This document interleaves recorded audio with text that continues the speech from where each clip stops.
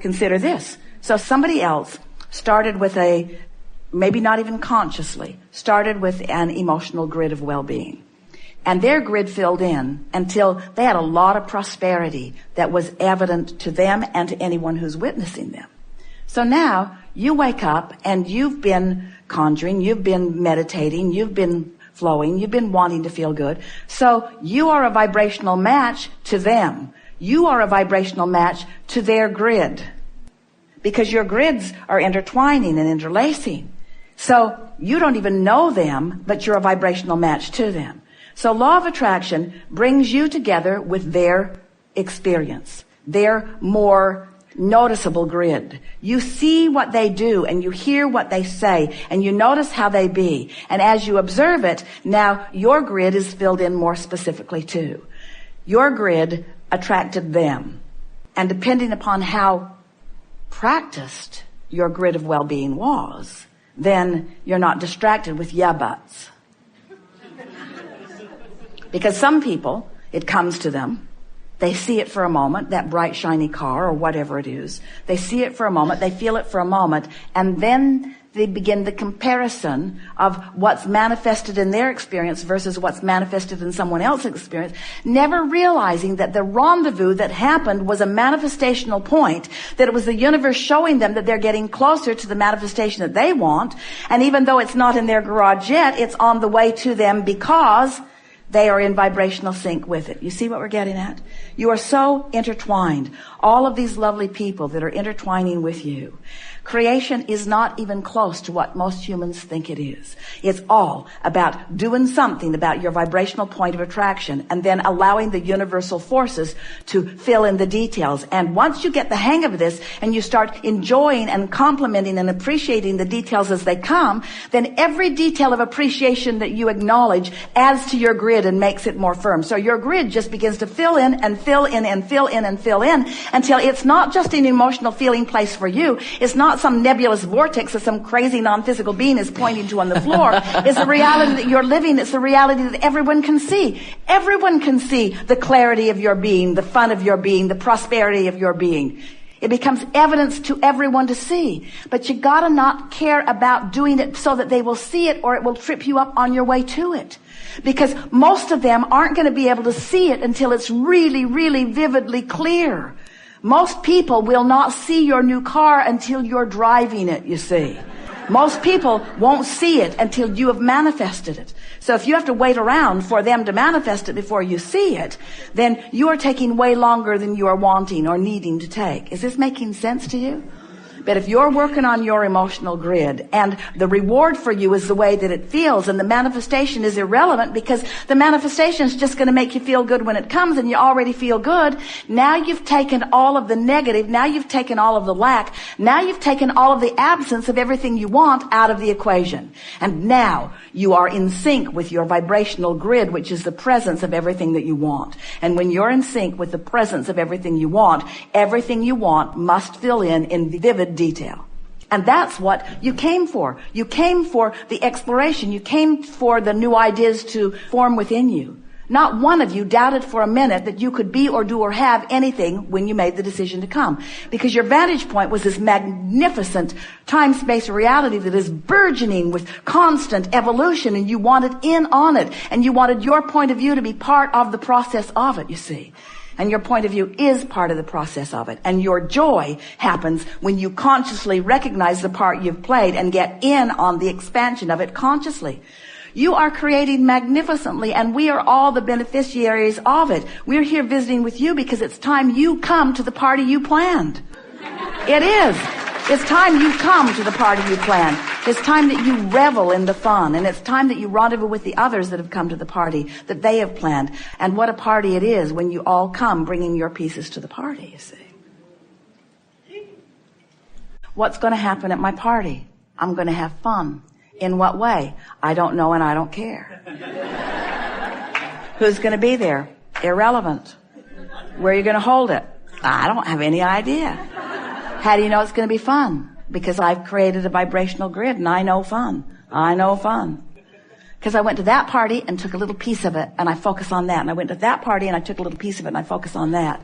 And I've developed within myself a vibrational grid. And so I just know. Well, how do you know? Well, I just do.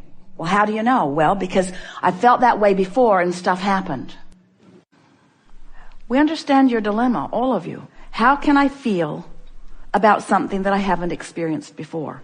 Because I have oriented myself, Abraham, to respond to what is. So if I had a lot of money, I would be able to describe to you more clearly how it feels. But can't you imagine? Haven't you watched enough movies? Haven't you imagined in your own mind? Haven't you had enough dreams? Can't you sort of kind of feel what it would feel like if you didn't have money pressure, or if you had opportunity to pretty much do what you want? Mm-hmm.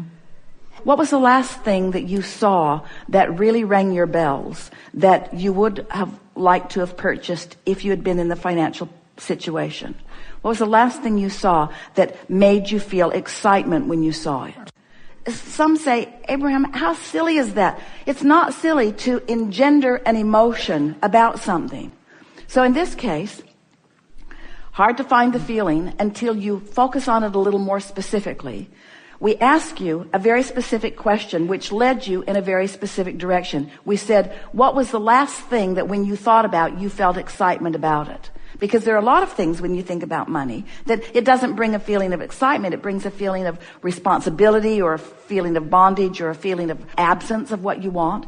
But that was something that it was pure. When you thought about it, you felt just a little bit of well-being about it. You felt enough excitement about it that we could pick up on the vibration and fill in your grid with some details that now have left you in a different vibrational point of attraction. That's the work. That's the work. And then you don't go on and on and on and on and on and on until you feel like a crazy person. You leave the subject, but you come back to it frequently enough that you give yourself the feeling of abundance. Now, we like that for you. Have you read the wallet process that is in the Ask book? Have you read that process? This was far better. You know what the wallet process is? Find $100 somehow, put it in your pocket, and notice how many things you could buy with $100 that day. Well, this was way more fun. A BMW is way more fun than spending $100. And since you're doing it in your imagination anyway, why not choose the things that really feel good to you and fantasize around them until do you know that the universe does not know if the vibration that you're offering is because you're facing reality or because you're conjuring reality? When we know the basic law, and we know that when you find the vibration that the grid will fill in. Mm-hmm. The only explanation that we have for that is that you might be doing it and then you're noticing the absence, and then you might be doing it and you're noticing the absence. So you got a grid of what you want and a grid of the absence and a grid of what you want and the grid of the absence. And what you're living is always a reflection of the dominant grid you've got going on relative to anything. So our response to you is just do it more and feel better when you do it, and do it more and feel better when you do it, and do it more and feel better when you do it, and stop talking about what's not working. It's not possible to overdo it unless it starts to feel not good when you're doing it. In other words, if you really don't believe it and you're badgering yourself with trying to cover up how you really feel with words, are you getting the point of this? This whole exercise, this whole process of the grid is to affect the way you feel. And you know, you can tell if it's working. You can feel when we're playing the game with someone in the chair. You could feel what wasn't working with him, couldn't you? And then didn't you feel it when it shifted? And don't you have enough time that you can just feel around on different subjects until you get it? You just have to care enough about shifting a little energy within yourself that you're willing to stick with it until the energy shifts. And friends, this is not a difficult thing. You shift a little energy with an exercise that might take you as much as 5 or 10 minutes, and the grid will start filling in to give you evidence of the success that you've had. In other words, you can get momentum going relatively easily. It's just a matter of caring about how you feel and believing that you are your own point of attraction. Do you believe that? Yes. Do you believe that things happen to people randomly? Not anymore. Do you believe that they are all offering a vibration and things are responding to that vibration? Yes. And do you believe that they have more control over the vibration they're offering than most are exercising? And do you believe that you have more control than you are deliberately exercising? Yes. And did you witness a shift in the way you felt just now as we were visiting? Yes. Do you think that you need Abraham to do that? Or do you think you could focus on a BMW and find that feeling yourself? I can focus. And do you think you have the ability to do it again? Yes. And do you think that when another and another, what's your favorite color of those? Blue. So when they show up as you're leaving today, when that one's there and that one's there and that one's there and that one's there and that one's there, it's in the parking lot, it's on the road with you. We want you to show yourself your power of attraction. But you can't show yourself your power of attraction if you don't deliberately conjure your point of attraction. If you don't deliberately conjure it, then when it shows up, you don't recognize that you've done it. You don't make the correlation between what you offered vibrationally and what came back to you in universal law of attraction, always equitable, fair, and accurate response. Every single time, you see. So we've been telling this story in a lot of different ways, haven't we? We say, you are much more than you know in these physical bodies, and that non-physical part of you remains non-physical even though a part of you is focused here. And while you're focused here, you're sifting and sorting and knowing what you don't want and knowing what you do want, and every time you define something that you do want, even in the throes of knowing dramatically what you don't want, in other words, you never know more clearly what you do want than when you're living what you don't want. So as you're exploring that buffet and knowing what you don't want, you're sending out a powerful rocket of desire that speaks with great specifics about what you do want. And that rocket of desire is known and held by the larger part of you as a vibrational touchstone, as a place marker, as a placeholder, as a space holder. In other words, once you expand, the source within you takes the expansion and holds it steadily for you and beams it back as a signal that you can feel in every moment. So once you've asked for something, vibrationally speaking, it is done because the larger part of you is already living it. And that's why when you focus in opposition to it, you feel lonely, fearful, worried, because you are in that moment of your physical discomfort, depriving yourself of the vibrational alignment with something that you ask for, and more important, something that you largely are.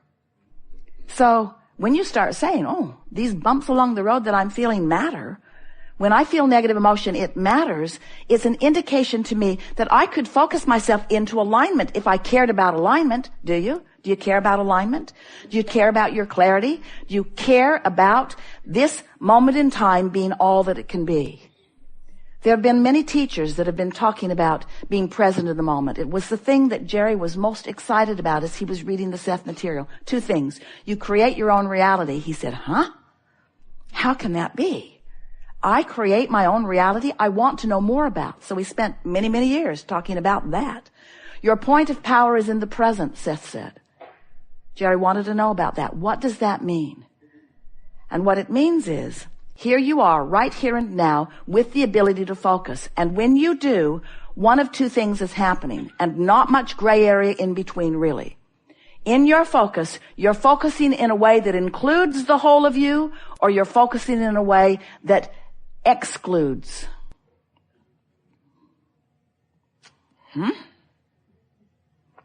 I thought you said that there was no exclusion in this universe. I thought you said that it was all about attraction.